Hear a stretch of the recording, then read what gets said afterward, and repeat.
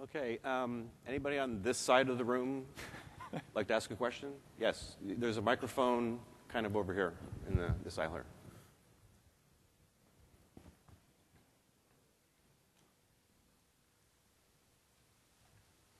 One of the things I just heard is that you're going to relegate a security breach to an insurance policy. What do you do in intelligence community that insurance policy is if you lose something, you lose life?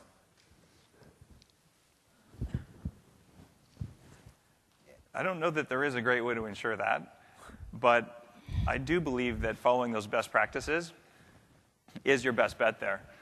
The intelligence community and government in general has overlapping but not identical needs to a typical enterprise for the exact reason that our questioner just asked. When there are lives at stake, when you're a critical infrastructure asset, you have different levels of risk that are acceptable versus if you're an enterprise and you potentially have money at risk but not national sovereignty at risk. So this becomes a question of where do you set the risk acceptability level? And yeah, you can't insure for lives. It doesn't work. Yeah, go ahead. Absolutely. Eric Harkness from Booz Allen Hamilton. Just wanted to open a little bit of dialogue around something that you started talking about a little bit before with regard to ICAM and NSTIC, or I guess NSLIC, if you want to substitute love for trust. If you just talk about that a little bit, that'd be great. Can I use that NSLIC? I like that. Excuse me. So what those two acronyms were the Identity Credential Access Management Initiative in the White House, and then NSTIC is the National Standard for Trusted Identities in Cyberspace, I believe. I get that? All right. Whoa, I didn't have memory. That's all I know. No. That was good, though. Yeah. That's blue ocean stuff we're talking about there. That's definitely in its infancy. It's definitely coming at us from, I wouldn't say from the cloud direction. It's coming at us from a direction where consumers today online have multiple accounts, multiple identities everywhere, and they run all sorts of risks related to fraud and stuff like that with e-commerce and m-commerce, things like that.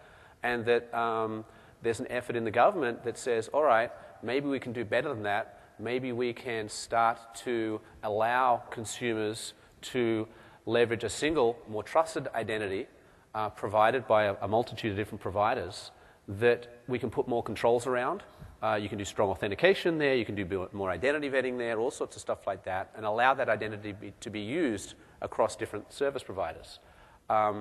If that's successful, I think it will naturally start to play back into the enterprise where, today, best practice for authenticating employees is a password in Active Directory. As we start to migrate to the cloud, and you've got access anywhere, anytime, multiple devices, you've got the Gen Z coming in wanting to use Facebook, and they want to use their iPad because they have better services that they can get at home. That totally changes things, and I think we're going to have to start thinking about an aspect of security as a service, which is authentication as a service, where no longer enterprises actually are responsible for authenticating their employees anymore. They actually outsource that to someone who can do it way better with way more sophistication than they can today. I think the two will intersect. Someone like Facebook, or? Yeah, that's probably a bad example, but certainly a company like PayPal as a subsidiary of eBay. What they invest in authenticating their users today blows away any enterprise Active Directory in terms of what they can accomplish. There you go. But you solve some other peripheral problems with that too, or you gain some additional value, right? As you start to proxy authentication requests through, let's say, authentication as a service, right? You can centralize and correlate and create fraud detection models, new compliance measurement tools, the ability to apply policy around strong auth. And I know we'll probably talk about context-based access and privileged user management, but these things play into that. And from an IT perspective, from an enterprise perspective, I don't want to integrate 60 times into 60 different SaaS vendors, right? I want to integrate once into a vendor that can speak all of the different protocols that are here today as well as tomorrow. I mean, we've been so successful on getting everyone to agree in the past on these issues, so it's a high likelihood that we'll get it done this time. So. Well, there's a forcing function now, though, right? Sure. Why not? It doesn't guarantee it'll work, though, right? No, I'm all for it. I just think that, there's always been challenges. I mean, there was a time when someone came up to me and said, well, let's have the post office do this. Yeah. Because it's ubiquitous. You can have people go down to their local post office, pick up some sort of software token or third, credential of some kind and install it. But then I tried to imagine the customer support aspect of it. And it was, last time I went to the post office, I got a parking ticket, so that ain't happening. Yeah, exactly. Yes, question. I'm too short. Michelle Durgan, Data Probity. Hi, Liam. Hi. I know you said, that sounds so loud, God. I know you said get security correct first before compliance, but I want to kind of put the global compliance spin on this. I know when you were talking about acquisition and processes that are in Vivek's IT reform plan, as well as if you read through the federal strategy, he does have the outline on best practices, et cetera, from an acquisition standpoint.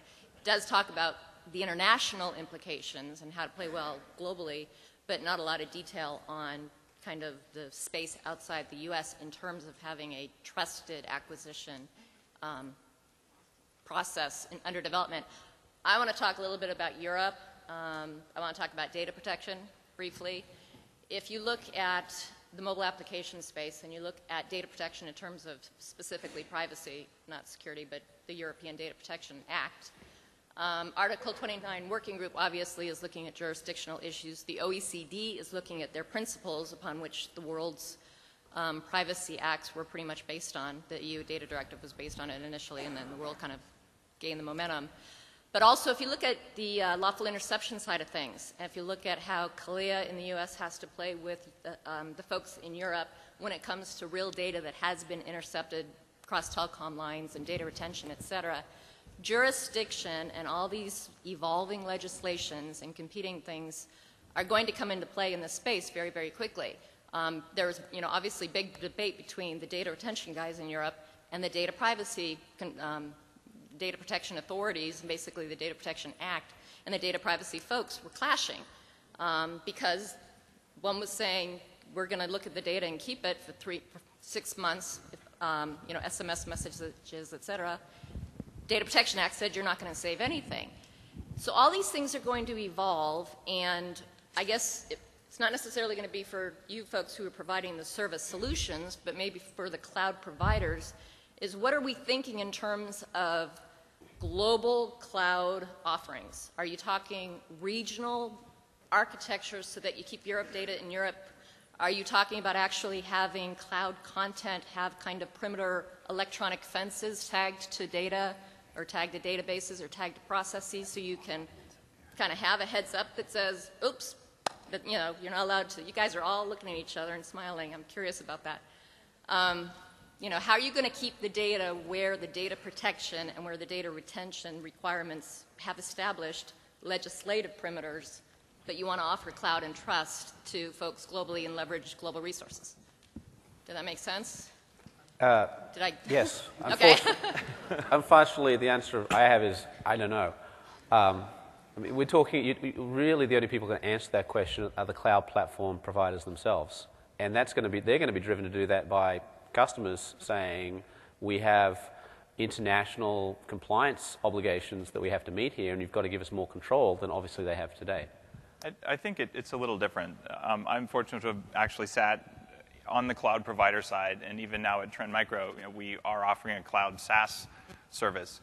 And one of the things that's very comforting when you don't own the key as a provider is that any government can come to you with a whole stack of lawful intercept orders, and you can basically treat them like toilet paper and say, if you'd like to get that data, ask the customer because, I can't help you there. It's wired in such a way that I can't get access to the data on my servers. You can pick them up, but you're not going to be able to unencrypt them.